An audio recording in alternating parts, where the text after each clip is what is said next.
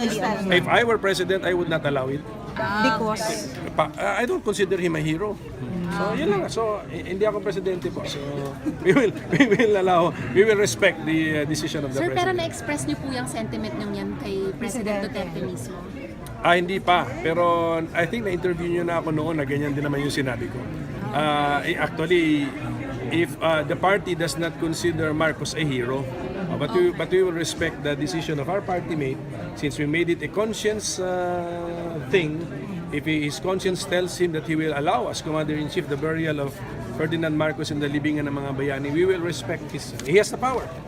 Well, you know, I see the point ng Presidente that kung completely legal issue, he's entitled to it. No? If pag binasa mo yung legal. No?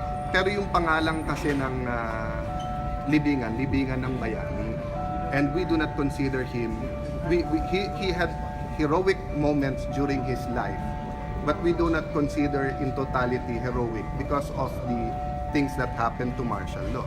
Unless palitan natin yung pangalan sa libingan ng bayani at diktador, baka mawalan ng problema.